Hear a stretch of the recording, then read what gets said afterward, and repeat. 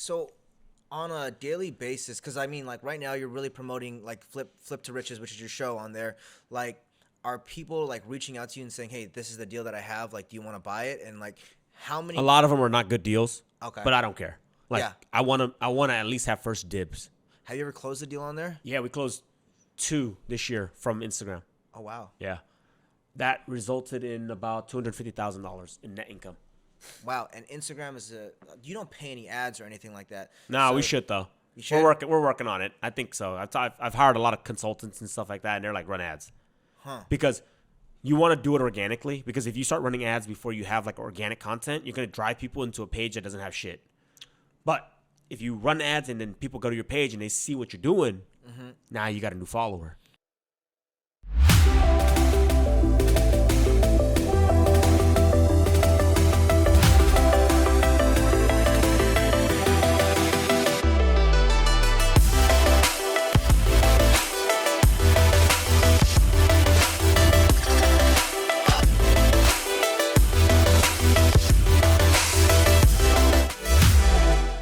What's going on, guys? It's Steven Mandak, aka Mr. Clutch, and I got Brian Tran here on the Clutch Podcast. What's up, guys?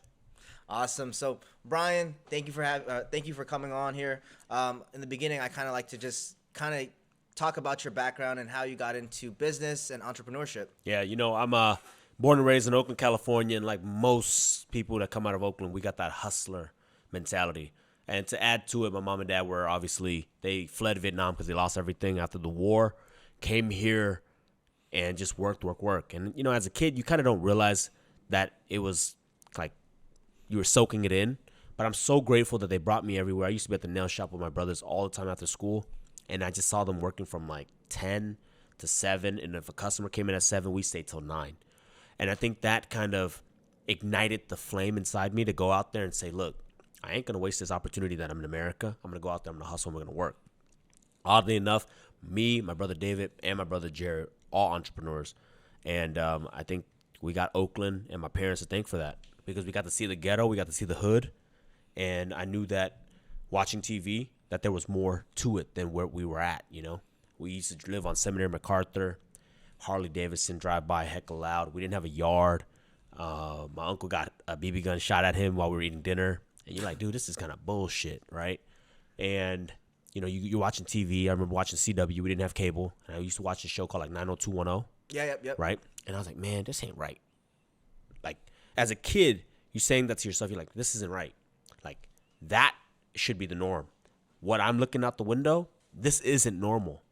And I think that just kind of launched me into hustling and trying to make a dollar, and then eventually leading into 1 business, 2 business, and now up to about 8 businesses. Nice. Yes, sir. So tell me, what are those businesses that you're in right now? It started off in real estate. I started off as a real estate agent. Okay. I think most real estate agents don't treat it like a business. I am probably one of them. I would just go out there, sell. But at least I was smart enough to kind of stack something aside. And then I started buying real estate. Like most realtors don't buy real estate. I ended up buying real estate, long-term hold. So that's 1 business. Mm-hmm. And then I remember as a realtor, we were just closing deals. And even though the checks were fat, I never felt secure. Really?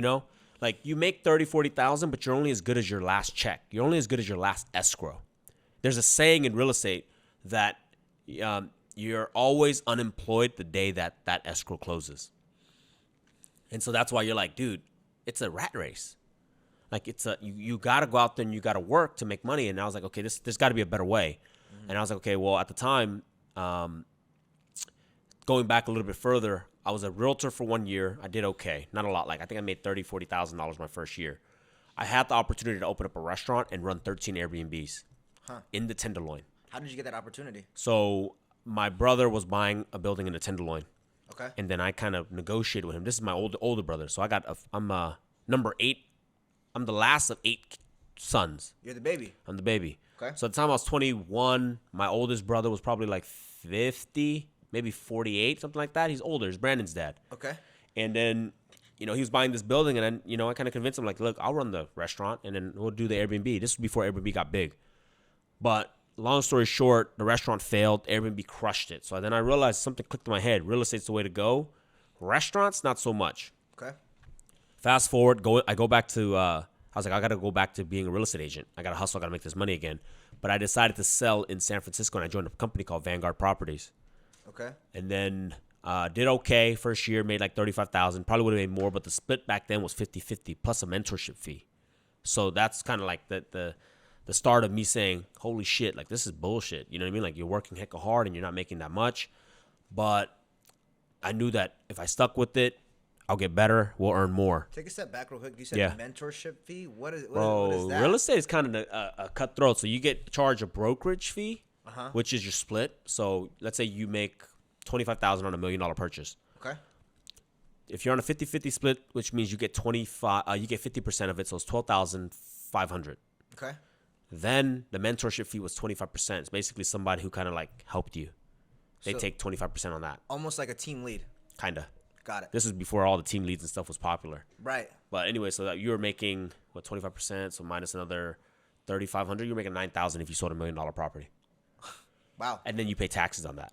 So that's not a lot. Not a lot. But then I remember I was doing all right. We were closing deals, and I worked every single weekend. Like my 20s, I didn't do any of the EDC. I still never been to EDC, never been to Coachella. I'm not saying my 20s were boring, but they weren't as fun as like most 20-year-olds, right? Partying, drinking with their friends, going to all the cool shit, going to all the vacations. But I understood delayed gratification. So I saved as much money as I could. My first business, again, was it failed. Second business, let's technically. Let's take a timeline real quick. So yeah, when you're talking about your first business, which was the restaurant. That was 2014. How old were you back then?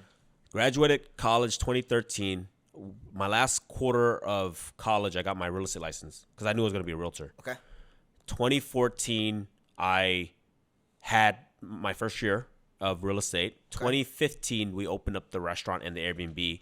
Okay. 2016, closed the restaurant. Okay. And sold it. And then I ended up walking away from the Airbnb because I was just like so fed up with the tenderloin. Then around that time too, I went back into becoming a realtor back at Vanguard Properties. And then fast forward 2017, bought my first property and using a stated income loan.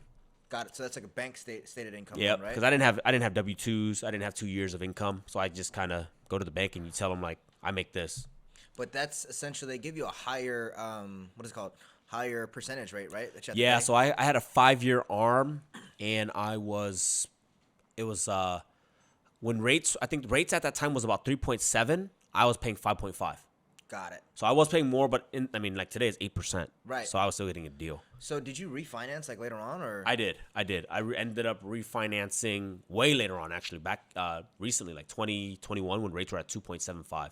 But the main thing was you got your feet wet and you got to get into real estate. So that was like a huge because factor. I always knew that like being a realtor, like making that 9,000 or whatever, even if you become a top producer, now you're making probably 90%, which is a lot. But even if it was like 20,000, 30,000, you're always hustling, right? Like the goal is not to always hustle, but the goal is to own the real estate that you're selling that creates cash flow and then builds wealth long term. Right.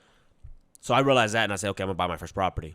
Today, that property generates close to $9,500 a month. $9,500. Wow. And I owe $180,000 on it. If you don't mind me asking, how much did you get that property for? $385,000.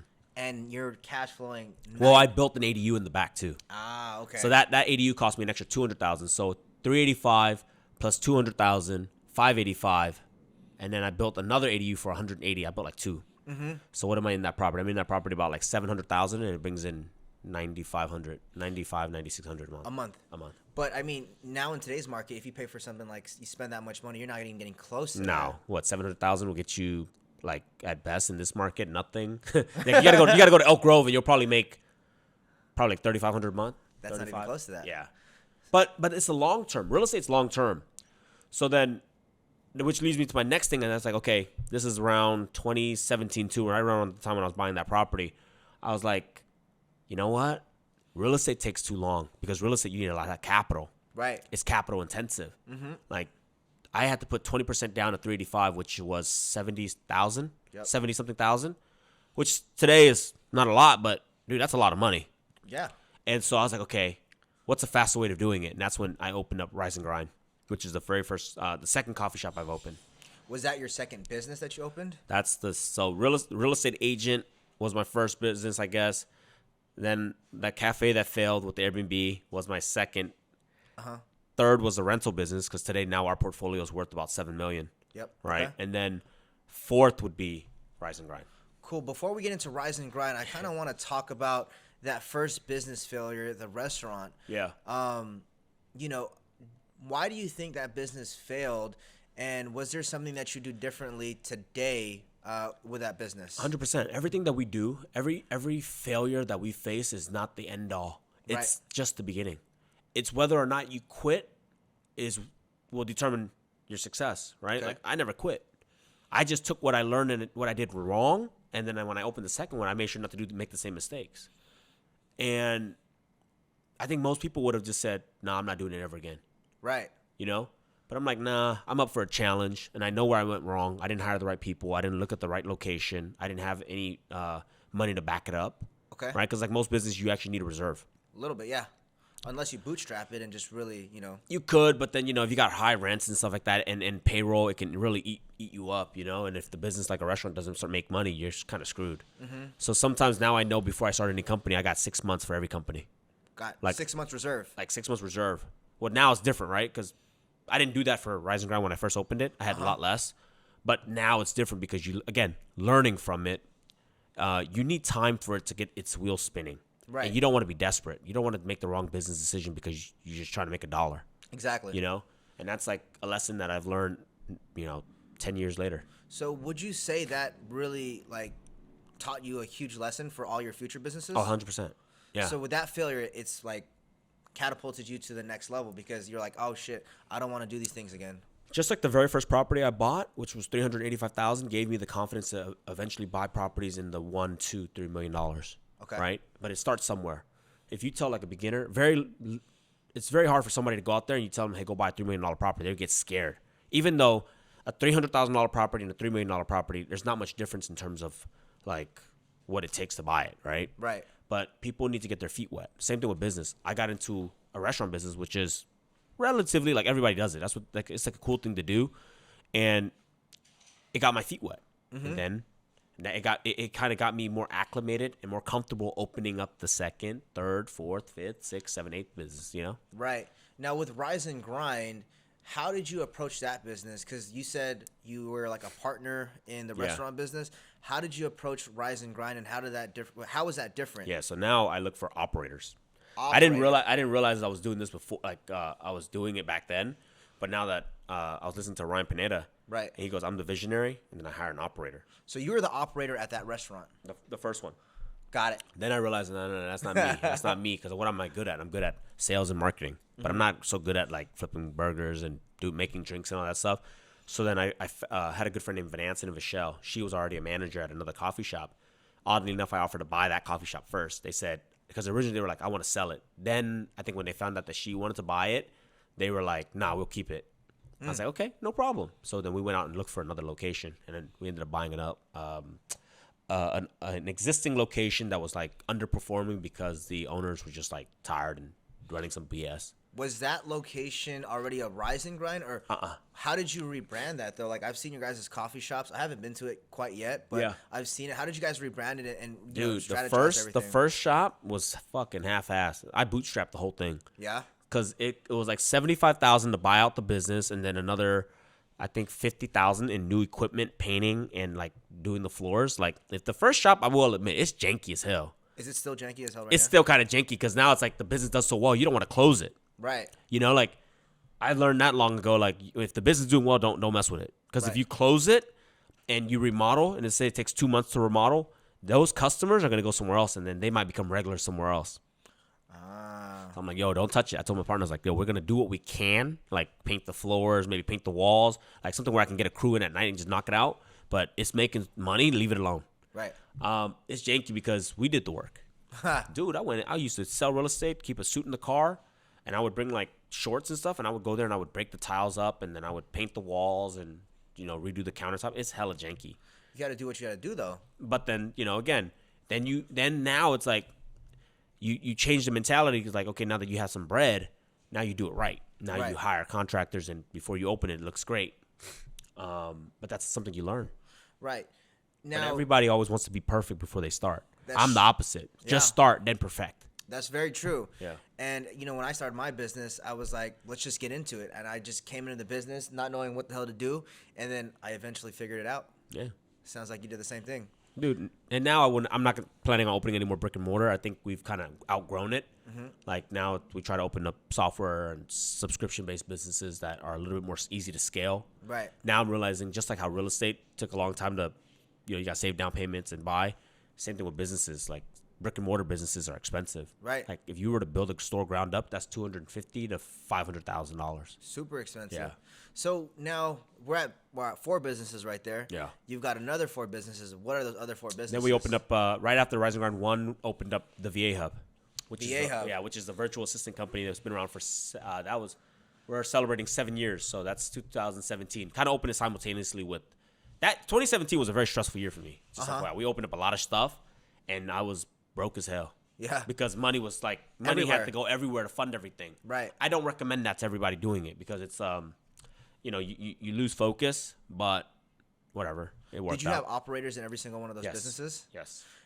Now, VA Hub, let's kind of, because I use some of your VAs, and I've referred out a lot of people to, to you guys as well, too. And you guys' VAs are just crazy good. Like, they work and, like, kill it. They're from my call center and everything like that, and they kill it.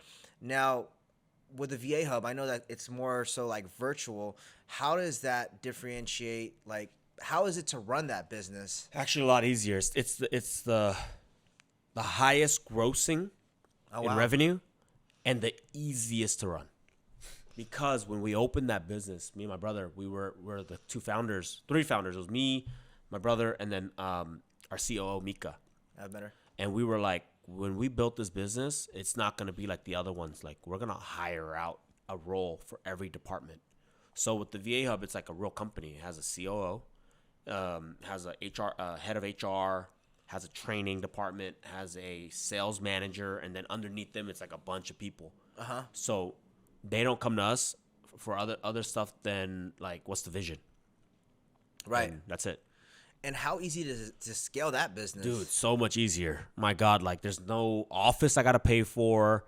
I mean, realistically, the only subscriptions that kind of go up are the phone lines, like Ring Central. Right. Our CRM, which charges per the more people we add to the sales funnel. I'm sorry, not the sales funnel, the sales team. And that's it. And then, like, salespeople. Yeah. But, Your like, VAs, yeah. dude, like a store, like Rise and Grind, a good store, like our good Rise and Grind makes maybe 4,000, right? 4,000 a day. Dude, for it to do 8,000, like, you got to open another store. Yeah. And that's 200, well, probably more now. It's like probably like $400,000 to open another store. More risk. Yeah, more risk. So with, like, VAs, we just, okay, Steven, you want to onboard 9 more VAs, right? All I have to do is just make sure I keep training new VAs and plug them in. And that's it. Just plug and play. That's it. Wow. So that's why I'm like, okay, now we're no longer doing brick and mortar businesses. Gotcha. You know what I mean? Like, you grow up, you graduate a little bit. Nice. So what? No, that's a business number 5. Yeah. Then what's number 6? Number 6 is the it goes by different names, but today we're calling it Flip to Riches, which is the flipping. We flip houses. flip houses. Yeah. Okay. So Ray is our operator, CEO of that company. So now I really didn't understand because I know I've seen that on Instagram or whatnot. So you have that as an actual business where you guys flip houses and buy distressed properties and then flip them. How long have you been doing that for? So I've always done it like once a year, like here and there, kind of like leisurely, right? As I'm seeing good deals, I'll buy it and I'll flip it myself. But then then we were like, okay, look, this is actually lucrative. Let's put somebody in it and let's run it like a real business. Let's have a sales team that actually goes out and hunt these deals. Let's have salespeople that are doing disposition, which is like when they lock up a contract, they handle the sale of it, or Ray will come in and manage the scope of work and we would flip them. So now I'm like that one we're still fine tuning because the market's changing so much, but I'm trying to get that business to run itself too, to where I'm not there looking at properties, analyzing deals. Nice. Right? So that's at this point it's probably gonna get like all mixed up. So that's the flipping business. Then we have Focus Media, which does media for listing photos, videos, Content. content for realtors, for everybody, really, events. That one was because my little cousin. See, my strength is I find people's strengths and then I turn it into a business. Right. So he was my intern. He used to do all my social media, and I was like, dude, what are you gonna do after college? You're going to film school, or like you graduated with a film degree, but what the hell are you gonna do with that, right? Then we just said, screw it. When he graduated, we opened a Focus Media. Sick. So that one's doing pretty well. I've done some videos with them as well too when I did some social media. So that's where are we at? Number 7? Something like that. What's so where are we at? Flipping. That. So the beautiful thing, to be honest with you, is that like because I don't run all of them anymore, you kind of forget what you have. You lose track. Yeah, but then you look. I can go in my bank accounts and I make sure I have access to all the accounts. Yeah. But then so there's what are we at? Okay, we got. Well, not to mention we have 3 Rise and Grinds now. 1 Honey. Oh, Honey Bear. Honey Bear. See, I forgot about Honey Bear. Dude, I don't know. You like, how do you run so many things? I don't. You don't, right? I don't. There's no I way mean, you can. No, you get the right people in. You kind of get it off the ground. You put in the systems, and I'm not saying all my systems are great, but they're good enough to run where I try to remove myself from every business as much as possible. Right. Right. And then so there's Honey Bear. So there you go. Out of all those businesses, which one do you like the most, and which one is the most profitable for you? Most profitable would be VA Hub, and then 50 Hills Real Estate. Mm-hmm. Well, actually, 50 Hills and kind of cash flow kind of tie. So this year we did about $1 million net in flipping. Okay. Wow. Right. Yeah. So and then 50 Hills kind of I got to do the math on that one because we throw a lot of parties and we invest a lot into our agents. So that one does pretty well too, but I think it's less. I would say actually VA Hub is in terms of like profitability. VA Hub, flipping, and then 50 Hills Real Estate, and then like the Rise and Grind, and then the Honey Bear, depending on if you want to count it by locations or if you want to count it as a brand. If you want to count it by the brand, Rise and Grind. So there's 3 locations. So all your businesses, they're all straight, they're all profitable, nothing, they're not losing money or anything like that. But it's good because now that we have so many, like the economy's been kind of like wavy like this, right? And so people ask me, how you doing? I'm like, dude, well, real estate right now is kind of slow because at 8% rates, we're not like, it's hard to get things in the contract. It's hard to keep them in contract. But then believe it or not, Rise and Grind's crushing it. People don't, $5 cup of coffee is a drug. People need it. Right. But now we're approaching the winter time. Honey Bear's doing bad because we know that. Like, you make money 8 months out of the year with Honey Bear, especially in San Francisco, right? Because once it gets cold, people don't drink boba as much. But then if you look at if you take a step back, like, dude, it's stable. All of it's stable. Your whole portfolio. Yeah. Yeah. It just depends on what month you look at something. It could be like, oh, shoot, this month Honey Bear is not making any money. Right. But let's look at the whole year. And it's like, okay, we made money. That's almost the same thing like the moving industry as well, because we're busy all the way to like 8 months, 9 months out of the year. And then when we kind of get to like January, February, sales start to shoot down. But, we try to pivot and find different factors to increase revenue. So I understand how that feels. So that's why I'm kind of trying to get into other businesses as well, too. Yeah, for us, we just, you try to reduce the cost, right? So we just start staffing less, right? Because payroll's your biggest expense. Right. And then we up the marketing and all that stuff. But it's okay, right? Like, it's because you have like, if I was only relying on that, then I would know that, hey, the first 8 months, you got to make sure that money stretches to 12 months. Right. That's all you got to do.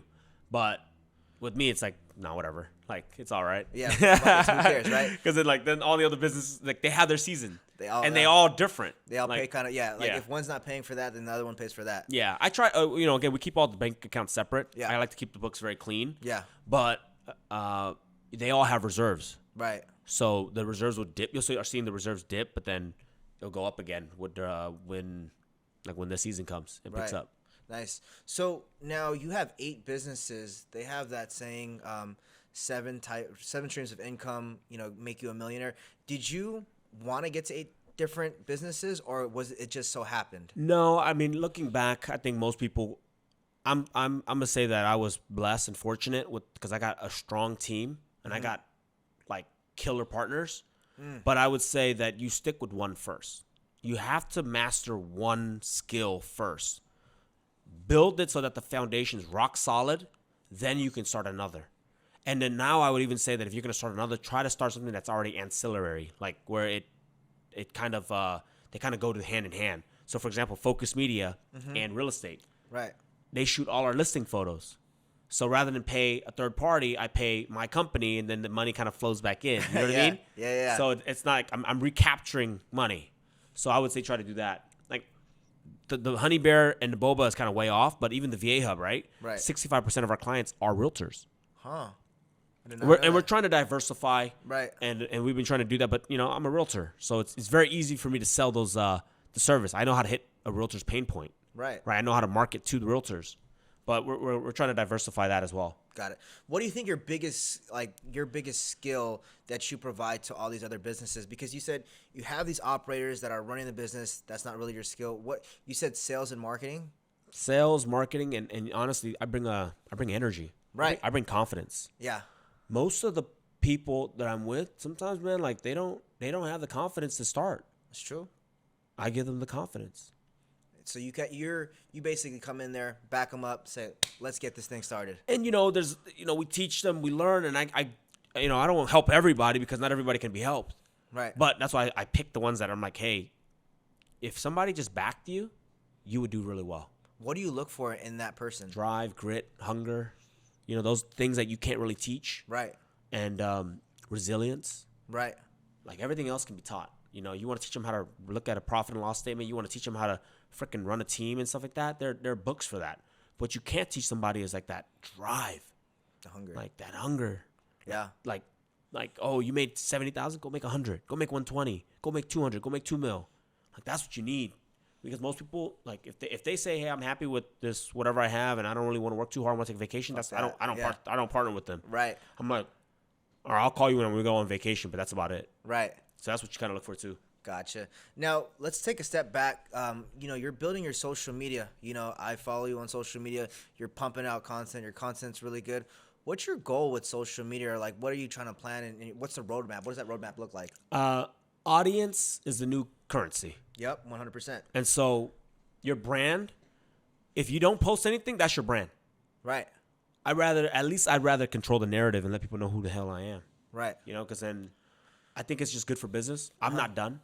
Mm-hmm. Like, number one, I love documenting my life. That's the cool part because I got kids. Yep. And then they can listen to my podcast. They can be like, dude, that's how my dad thought. That's his thought process. My grandkids can watch this stuff as long as YouTube's around or the servers are around.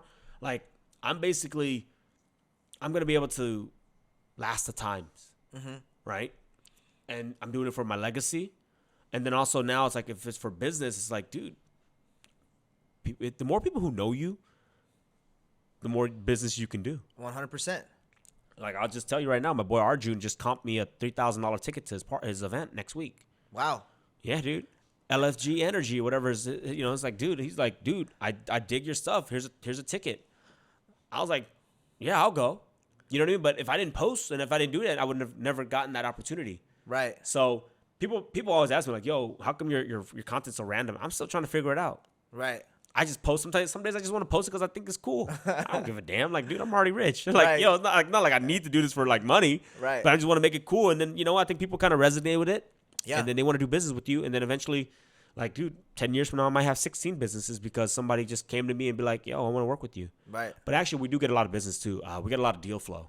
Really? Because I post up a lot of videos on YouTube about fixing and flipping. And then I always ask people like, hey, send me your deals. Dude, people send deals. So do they... Hey guys, if you really like this video, like, comment, and subscribe. This will help the channel grow drastically. Share this to 5 different people that you think can benefit from it. Now back to the video. So on a daily basis, because I mean, like right now you're really promoting like Flip to Riches, which is your show on there. Like, are people like reaching out to you and saying, hey, this is the deal that I have. Like, do you want to buy it? And like, how many... A lot of them are not good deals. Okay. But I don't care. Like, Yeah. I want to at least have first dibs. Have you ever closed a deal on there? Yeah, we closed 2 this year from Instagram. Oh, wow. Yeah. That resulted in about $250,000 in net income. Wow. And Instagram is you don't pay any ads or anything like that. No, So- we should though. You should? We're working on it. I think so. I've hired a lot of consultants and stuff like that, and they're like, run ads. Huh. Because you want to do it organically. Because if you start running ads before you have like organic content, you're gonna drive people into a page that doesn't have shit. But if you run ads and then people go to your page and they see what you're doing, now you got a new follower. Ah, That makes total sense. Cause I'm kind of in that process right now too. I'm just throwing shit out and seeing what hits, what doesn't, and then just kind of going from there and really building on it. But I mean, that makes super sense on doing that. I think like when I watch your channel now, it's like even though I mean, number one, you already got the branding down as a mover. Like Right. everybody knows you're a mover. But I think now that you're starting to put up more content, I'm like, yo, this guy's not just a mover, or Right. like a guy who owns a moving company, but it's like, dude, he knows business. Right. So you don't know what doors that's gonna open. Exactly. It's crazy for me because I've only been posting for about like 2 months, and people's already reached out to me and asking me like, hey, can you schedule a call with me? I have some questions for you. And I'm just like, oh shit, this Instagram shit. Yeah, but now you got charged because, dude, like I did that in the beginning. I'm like, man, I'm hopping on all these free calls. It actually takes up a lot of time. So Oh, you yeah? gotta actually charge a little bit. So Because then tell us the about thing that. with charging, for me, what I've learned is that when you give something for free, like we made 2 courses and we gave them away for free. How did that do? Terrible. You don't want to know why? Because when it's free, nobody fucking takes it seriously. So we have a lot of signups, but nobody. I look at like people who finishes it, like only like a small handful of people finish it. Really? And I'm the same way. When you give me something free, I don't like appreciate it as No much. value on it, right? But when I pay, I'm like, hey, I paid that much money. I better go actually attend this class, or I better go do it. You know what I mean? So you don't have, you don't have to make it expensive, but at least something to where if they hop on a call with you, they're more likely to actually follow through. That's a really good idea. And just build, like, tell them, if you make $1 million, I'll give you your money back. If you don't care about the money. Right. Like, yo, what are you trying to do? If you hit it, I'll give you your $100 back or $200, whatever you charge for the call, if you don't care about the money. Right. And then you could tell them, like, look, I'm doing this because, like, to not waste my time and to see if you're actually committed. Right. People are going to respect that at the end of the day. Yeah, I think so. I would. Yeah. So now let me ask you this. You've been on this journey since what age? Oh, shoot. I was cutting hair. Well, I skipped a lot of the boring stuff, but I got my way through high school and college cutting hair. Yeah, cutting hair. Yeah, that was like my first business. I cut it out of my garage. So as far like the So whole if journey. you want to count that. So the whole journey, what would you say was like your turning point or like your biggest obstacle? Because I know entrepreneurs have like this huge turning point that kind of was like everything in perspective. 2017, July 2017, turning point. What happened in July 2017? I looked back. Sometimes you just shut up and just fucking work. Uh-huh. And then I looked back one day and I was with my partner Alex. He's my partner at 50 Hills too. Right. And we were like, holy shit, we're at like $20-something million, almost $30 million in sales. Uh-huh. And then I'm like, dude. And then Rise and Grind was starting to pop off. My first property was being rented. And then like VA Hub was actually like going pretty good. Like, kind of getting off the ground. 5 months in, because we opened up VA Hub was I think in February. And then Rising again, like I just look back, I'm like, because I was just 14-hour days, because that's what I was used to, just like work. And then July kind of hits, and I'm like, damn, like we're doing something right. And how many businesses did you have in that portfolio at that time? 2017, we had already had, it wasn't called 50 Hills, it was called the Han Tran Group. It was me and Alex selling real estate. Then I had one rental property, we had Rise and Grind. And we had the VA Hub, 4. So you guys had 4 businesses. 4 businesses. And at that time, you're just like, fuck. And it was just like, it hit. It kind of, and it's kind of like, whoa, what did you do with your first $1 million? Like, bro, I never had $1 million. You know what I mean? Like, Right. I had $1 million net worth, but you don't really know. You know what I mean? It's not really like, tell. can't really tell. So, like, it just hit because you just look back and you're like, dude, things are kind of moving smoothly. And I'm like, all right, I got a little bit of money in my bank now, because it's not like Tied up. Checks going out. Like Rise and Grind needed an espresso machine, $13,000. VA Hub got to make payroll, $8,000. Like, and then now finally like, oh shit, nobody needs money. All right, we good. All right, we're good, guys. Now the money's starting to come in. Now the money's coming in. I was like, okay, something's right. Like, hey, everything's clicking. And then that's when I realized, like, I learned, like, dude, things need 6 months sometimes.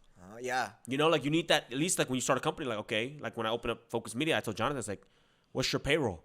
Like, you got to get paid. You're the CEO. Like, okay. Because at the time, the only expense was him. Plus $12,000 in equipment. Right. So I was like, okay, well, how about your base salary is $60,000? So I need to have half, because 6 months is half, right? So I was like, okay, I got to have 30. Done. And then the equipment was $12,000. So I'm like, all right, now let's get to work. Damn. But then he could function. He wasn't desperate. Like, he would take a job for free just to earn the business, because he was getting paid and I had the money to pay it. And, dude, I mean, I made money off that company, like, right away. Right. No, because I know that you hear this sometimes where it's like the first, like I think it's like the first 3 years that 97% of businesses go out of business, and then the 5 years, 98% of businesses go out of business. So my first business went out of business. In how many years? One. On 1 year. In 1 year. So, but I learned from it. I was like, okay, I'm not going to make that mistake again. Why do you think businesses like go out of business for like the first 3 years? Because you're like normally it's most people's first business. Right. And so you don't know much. Mm-hmm. And what you don't know is what's going to kill you. Right. You know what I mean? And I think if you quit there, then your journey's over. Right. But if you start the second business, I guarantee you're going to be like the chances of you failing goes down significantly. 100%. And it's just learning. Right. And most, like I said, like you're just starting. It's okay to fail. Right. What's your biggest obstacle as far as being an entrepreneur? Now? Yeah. Knowing when to slow down. Knowing when to slow down. Can you kind of like elaborate on that? What do you mean? I'm full of energy. I want to start everything. I want to start new businesses all over the place. But then I realized again, you can't have shiny object syndrome, and you have to focus in and go deep instead of wide, right? And so now I'm working on going a lot deeper with some of my businesses, and then actually in the next 5 years, I will probably phase out of some of these businesses because they're no longer generating the income that I am looking to achieve. You know what I mean? Got it. And now it's about mind space. Because even though I don't really run Honey Bear, Rise and Grind and stuff like that, like they do take up time. When they broke into my place this week, it took up mind space, like my peace of mind. Stressful. A little bit. I handle the stress pretty well because it happens so often now. People are like, oh, dude, you're so good at it. I'm like, bro, when it happens like 10 times, like you kind of learn to thicken up a little bit. You know what I mean? But now I'm like, okay, well, if I just spent the time and energy and even the focus on another industry, I can make way more money. Right. And money isn't important, but I mean, come on, dude.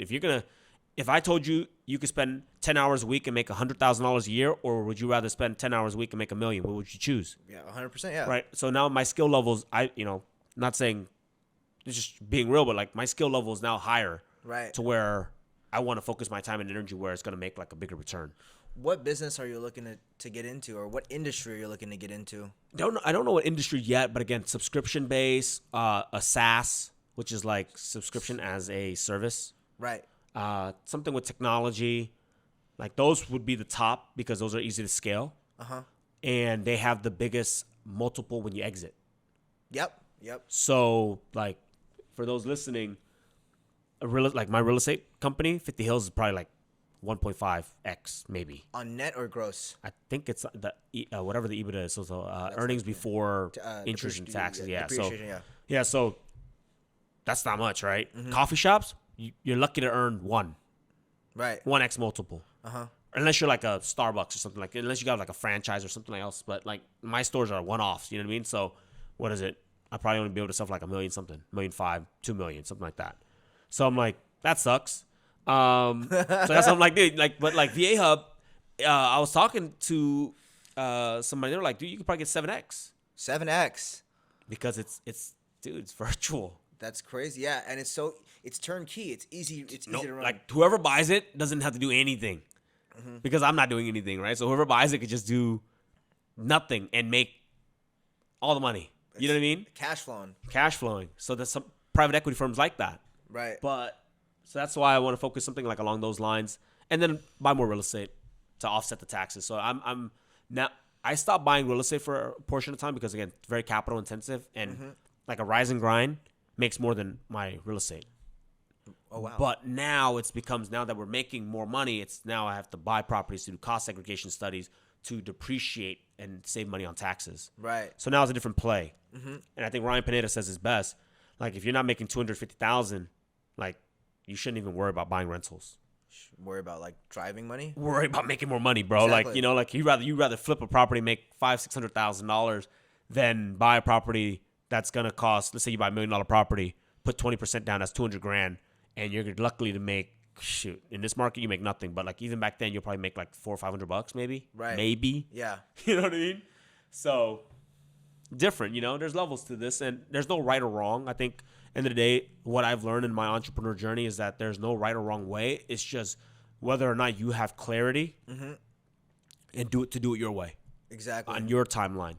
Exactly. Yeah. And I tell myself the same thing because a lot of people, they tell me like, "Oh, why don't you go buy real estate?" And I'm like, that's not really in my roadmap yet. I want to, either invest into businesses, get more, cash flow and drive more business from there, and then possibly look down the road because it's so capital intensive, right? And I I'm mean, like, what looking, if you buy now? What are you gonna make? yeah, yeah, no, yeah. What are you gonna make? That's what I'm saying. Yeah, A lot of people are gonna hate me for that. They're like, "No, buy real estate, buy real estate." Yeah, but I don't think they know, man. Like, if you're good at business, invest in businesses. exactly. Like, that's what I did, and I can honestly say, like, I could have bought, even if I bought at the time, if I didn't invest into Rise and Grind, VA Hub, and well, I bought the property, right? So even if I didn't invest in that, I didn't put that much. I put like maybe 200 grand. I could have bought $1 million property. That property today be worth maybe 2 million because at that time it was like 2017. Let's just say things went double. Right. At best 2 million. Right. I probably make cash flow wise 10%, so 20,000 a year, Okay. right? Bro, Rise and Grind 1 makes more than that, bro. Like, what the heck, Versus, yeah. So it's like no point. A lot of people have this concept where it's like buy real estate, but they don't understand how much a business can really cash flow, right? So again, and then you have to understand who you are as an entrepreneur. Like, Right. are you a little bit more hands off than buy real estate? Because real estate's a little bit more hands off than a business. Right. Businesses have tons of variable. You got rent here, you got employees. Not everybody's cut out to be a boss. True. That's the truth. Like, not everybody can do what we do. Right. Right. So yeah, for those people, I would advise them learn real estate, learn the ins and out of maybe learning how to wholesale, flip, and then own. Right. You know what I mean? But for people like you and I, dude, we make more money in business. 100%. And I try to convey that to some people, and some people are just like, and I'm just like, if you know how to run a business and you know what you're doing, good leadership, do it. For me, dude, you'd have to buy like to make up what flipping and VA Hub makes. God, you'd have to own hella real estate, hella real estate, dude. So it's like doesn't even make sense.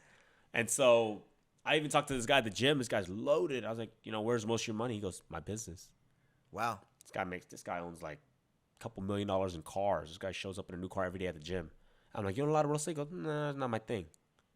Because he goes, what for? I can invest back in my business and I can make way more. I can open up another factory. He's in like a they do design and work for like Chipotle and stuff and like those kind of brands. So he invests everything back into his business. Now he obviously owns the warehouse that he's in and he owns the office that he's in, but like those are the only real estate he owns. He's not like searching and kind of multi-units and stuff like that. He's not buying multi-units. He's not buying like houses and one-off to rent, make $200. He don't care about that. You know what I mean? So let's talk about. I know that you're a big car guy. I'm a huge car guy too. Yeah. Let's talk about some of your cars and some of the cars you drove in the past. And I don't know what car you're driving right now. No, I'm low key, man. We're in a recession, so I got rid of all the crazy stuff because I'm not trying to get robbed either. You know what I mean? So I only have an S class left. Like my S class is the least. No shit. Yeah, dude, I sold everything because the first thing I love car. I'm a big car guy, but I look at everything as like an investment, right? People say that takes the joy out of it. I'm like, I don't care because I'll still drive the car, but I just try to exit out and make money, or at least not minimize my losses. So I have an S-Class now. I'm a big S-Class guy. I love all the Mercedes, like S-Class. It's low-key. You can drive it through the city, and it has all the bells and whistles. It drives itself, and it's super comfortable. And people don't really know that it's an expensive car. Right. So but I've had in the past. I'm going to tell you the truth, though, all right? This is delayed gratification. Even when I was making like $500,000 a year, I drove a 2013 black Honda Accord Sport. Wow. Yeah, for hella long, for forever. Even when I could have bought that 5 Series or whatever, I was like, nope, I'm gonna drive this Sport. So you had all the discipline. Yeah, because you gotta understand, like, dude. Well, and also, I kept putting them into businesses, so I never really had hella money. Like, if I had $500,000 in my account, I probably would have bought a Ferrari like right then and there. Right. But I was like, nah. So then I bought that one, and then my CPA, I got a good CPA, and they were like, dude, you need to lease a car into your business, like just something. Okay. So I got a GLE 43. What year that was was my this? first nice car. Yeah, that was 2017. Okay, 2017. Yeah. And then I got my wife a car, Audi SQ5. That was a 2018. 2018. Yep. And I put that under my other business. So that's the good thing about having a lot of businesses too. You know, and then it's just like you write off the lease. Right. Payment. And she, she was, for those listening, she was driving, picking up like supplies and stuff. And Still part of the business. it's part of the business. 2017, you got that. 2017, and then it jumped up because now this is like I said, July 2017, right? Things started clicking. So Right. about a year later, I don't know. I was 27. So what is that? I'm almost about to turn 31, 32. So 5 years ago was 2018. 2018, right? Yeah. Bought a Ferrari. 2018, 28 years old, bought a Ferrari. I was 27 at the time. Yeah. So 2017. 2018. I was 27 years old. I bought a black 458, 145,000 cash. Woo! Yeah. But this is before because I know a lot of people like on social media, once they get that car, it's just on social media and I didn't post it at all. Yeah, actually. that's what I'm saying. I posted now that it's gone. Yeah, that's what I'm I'm saying. like, no, I don't have it no more. Don't jack me, man. Like, but because I'm a car guy, I like to drive it. So I would go up like on Sunday mornings, and that car, believe it or not, as stupid as it sounds, it gave me the credibility, opened a lot of doors. Yeah. Because people looked at me like, oh, what the hell is this young kid doing? Let's talk about that. Yeah, let's talk about it. What do you do? And then it's like, oh, I want to do business with you. And then it's actually funny because Honey Bear I own with Larry June. I met Larry through my buddy Myron, and we got close because we were driving cars on Sundays. Right. We would go drive up the one. Just start smashing up there, and then we would stop at the Ritz-Carlton in Half Moon Bay or something like that and smoke cigars. And we were like, yo, we got to do something together.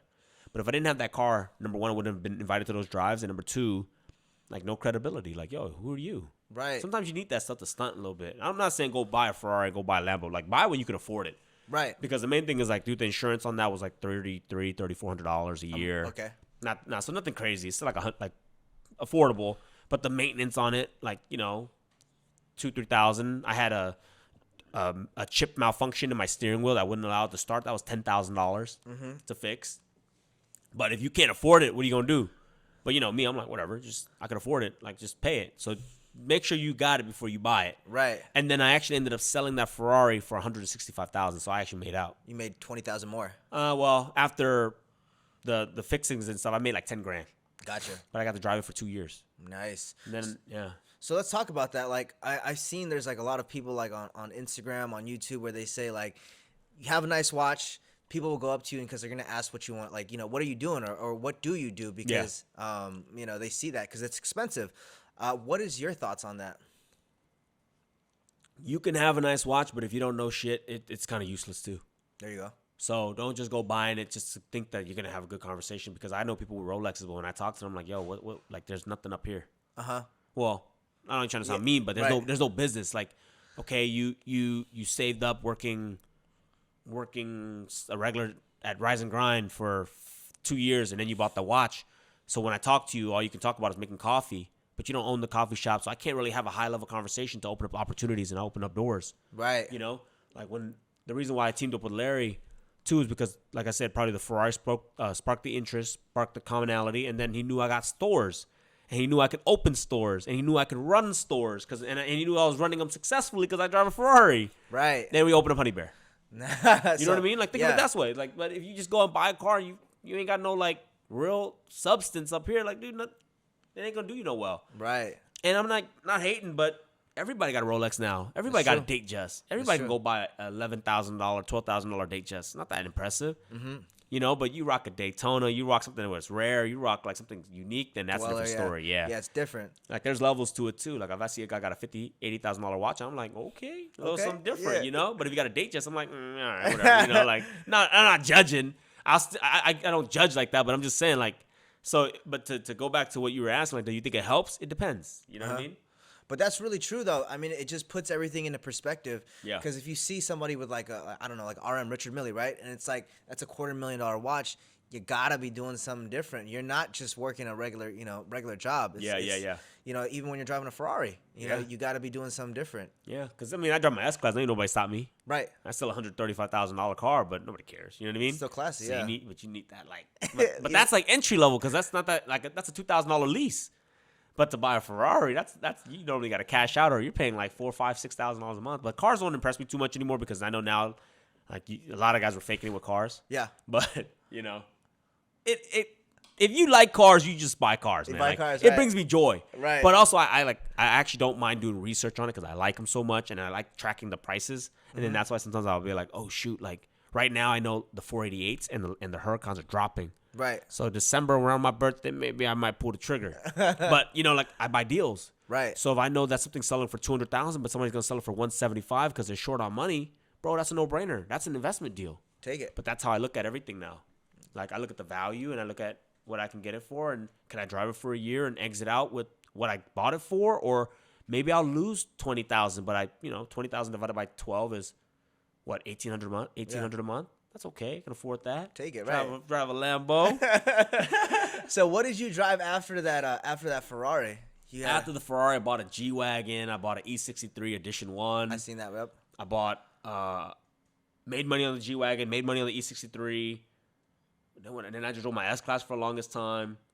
Then I had a Bentley Bentayga with a Mansory kit. I just recently sold that one. Sheesh. Yeah, because I saw the Bentley prices plummeting. I'm like, oh, shoot, I better get out. So I exit out. I lost about $40,000, $45,000.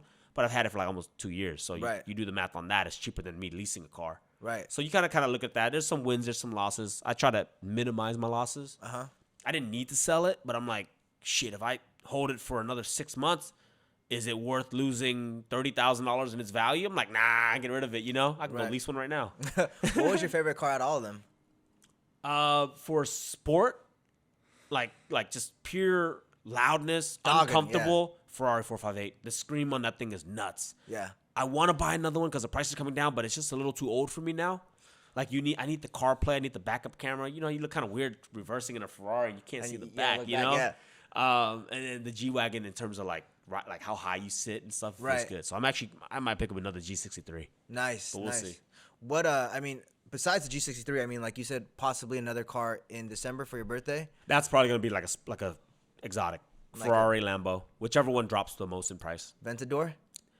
That one, maybe not yet, because the year that you want, again, I'm a car guy, so the year that you want is you want at least like a 2015 or newer. I think I would even say like a 2016 or newer, and they're still very expensive. You want at least an SV. You don't want like a regular Aventador.